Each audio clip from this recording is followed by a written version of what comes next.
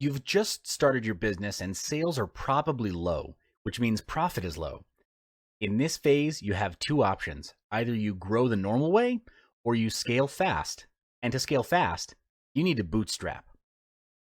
Bootstrapping means using existing resources to scale and grow the company instead of relying on external resources or money. This is beneficial to the business because bootstrapping forces you to think outside of the box and, in the end, realize there was no box to begin with. It's not the lack of resources that stops business owners from moving forward or innovating. It's the lack of resourcefulness that often gets them stuck. Bootstrapping is a situation in which entrepreneurs start a company with not much capital for their business, and bootstrapping is a way to ensure that that business has a positive cash flow. Many entrepreneurs understand the meaning of bootstrapping, that it's when a business borrows less money and the interest cost is reduced too. Bootstrapping is a steady way to begin compelling revenue and to support future investments by providing the business with a safety net for long-term cost management. This will also provide professionals with the peace of mind that they need to focus on building relations with customers and other professionals. Business people don't have to issue equity, and they can concentrate on obligation on individual sources. With bootstrapping, entrepreneurs can't really experiment out of their forte. The first tactic is done is better than perfect. Too many fumble at this phase.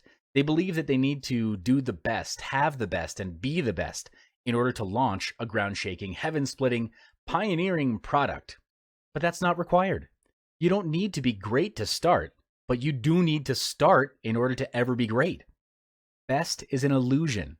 Perfection is an even bigger illusion. From my experience, the pursuit of being the best is a fear of rejection, and too many focus on what other people will say. To get started, just get started. Get cracking. Put a time frame and have the product launch within that time frame. In business, if your product is an innovative product, you want to launch it before your competitors leverage off the first mover advantage.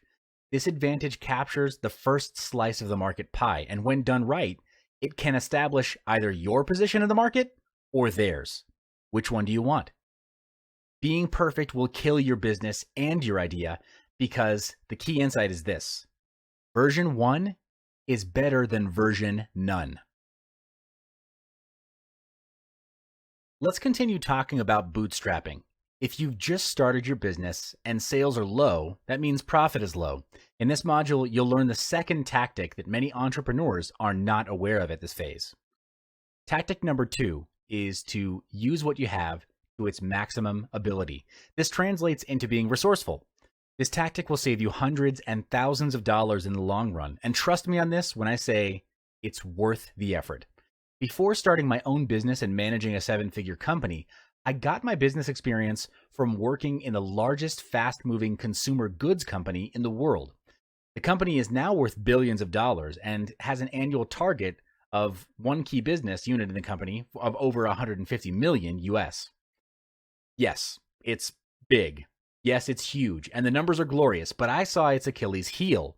Its massive size was becoming its bane. There were too many processes. Staff turnover was high, and innovation was low. Our numbers were high, but actually we couldn't sustain it. Targets got higher, the market got more competitive, and the stress level of the company was getting more and more toxic. At some point, everyone was clouded with internal bottlenecks and putting out fires within internal departments. Smaller and newer competitors that came into the market were launching products faster than we could react or even innovate. And by the time we got the first campaign rolling to respond to our competitors' product launches, they had already launched product number 2. What was the difference? How could they launch at such speed? When we analyzed the situation, what I discovered was that because they were smaller, they could move and mobilize more quickly. They were being resourceful with what little they had, while we were dragging our feet. Don't make our mistake. In this module of Big Business Blueprint, you'll understand Tactic 3 as it refers to being innovative. This will help you as a business owner to constantly challenge your business.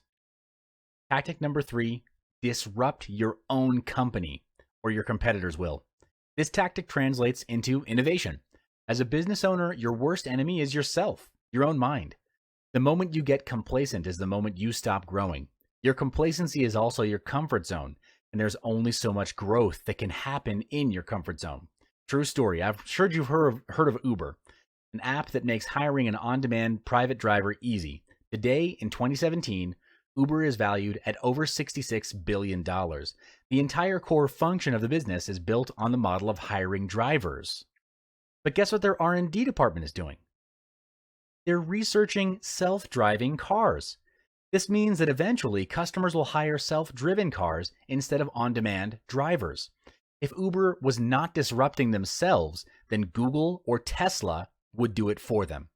The big picture is these three bootstrapping tactics are designed to make you and your company grow with the most effective use of resources. Be obsessed with growth because that's the quickest way to get to 7 figures. Everything grows, even in nature. Do you know how a lobster grows? The hard shell doesn't grow with the soft body of the lobster. So the hard shell is a fixed size. When the soft body of the lobster grows, it feels discomfort. It expands into all the space within the hard shell. It starts to get really uncomfortable until at a certain point, it knows that it needs to shed its current limiting shell. The lobster then finds a spot under a rock, exits from its hard shell, and waits under that rock for its new layer to harden and grow into its new stature and its new strength. That's how a lobster grows, but I think we can learn from it, and that's how our businesses can grow too. If opportunity doesn't knock, build a door. This quote from Milton Berle states that you need to create opportunities and form strategies that will aid in the growth of your million-dollar company. One way to construct a million-dollar company is to identify a pattern and scale it to the top. For example, Micah Adler, CEO of Fixu, a portable app designer, developed this company from under $1 million in revenue to over $100 million with just $17.6 million in funding and in only 3.5 years after its launch. Some startups begin without any monetization strategy, and that's rather risky if there's no long-term goal. Twitter is an example of this phenomenon, but there are countless other companies out there building up their free user bases, hoping that inspiration and consequently financial stability will eventually strike along the way. But most gainful organizations work from one of two conscious models. Either they pitch a ton of modest items to many individuals, or they pitch a couple of big ticket items to a more limited purchaser list. What's more important than choosing is having a defined plan for monetization. Knowing how you'll make money from the start will prevent wasted time spent hoping that something profitable will come together for you miraculously. Hitting $1 million in revenue during your first year is no small feat, and you certainly aren't going to achieve that goal with a team of underperformers. Yes, hiring slackers is cheaper and easier, but you'll pay for this convenience when your end of the year sales numbers come up short, and they definitely will, trust me. Instead, you need to hire all-stars, and the fastest way to do this is to ask around for referrals. Pay particular attention to the sales hires you make, as these key employees stand to make the biggest difference in your business's bottom line.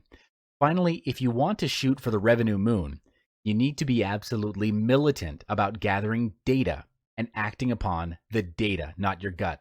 When I approach an innovative marketing project, I prefer to work in short sprints of a few weeks or less, where we'll try something new, check the stats to see how the changes impacted revenue, and then either commit the changes or try a new test. Growing a company to $1 million in revenue in your first year isn't easy, but it is possible. Stick to the tips above and be ruthless about profitability. Even if you don't hit this particular goal, you'll earn the strongest sales results possible for your company. Strategy allows organizations to develop a clearer understanding of their own organization and what's required for them to succeed. It helps organizations understand their core capabilities, identify and address weaknesses, and mitigate risks. It can help organizations better design themselves so that they're focusing on the right things that are most likely to deliver the best performance, productivity, and profit both now and in the future. While strategy can be difficult for many organizations to commence, its benefits are far-reaching and many. From creating new business opportunities to streamlining the operations and engaging staff, A well-formulated strategy will enable increased growth, productivity, and profit, both now and into the future. Depending on where you are now in your business, a pay of $1 million may appear to be intimidating or very distant. The trick is to work backwards.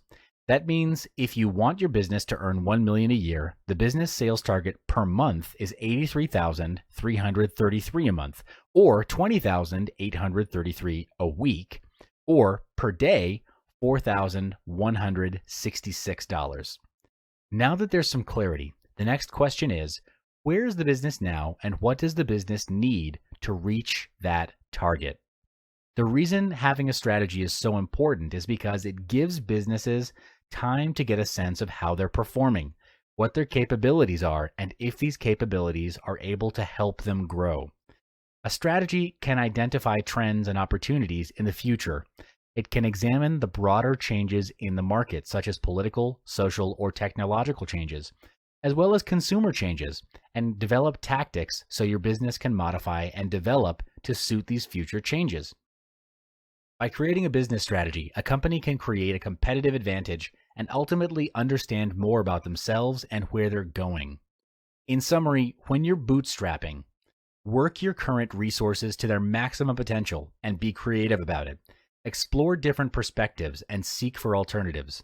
Operate the business on its bare necessities to keep the margins high and be obsessed with creating value.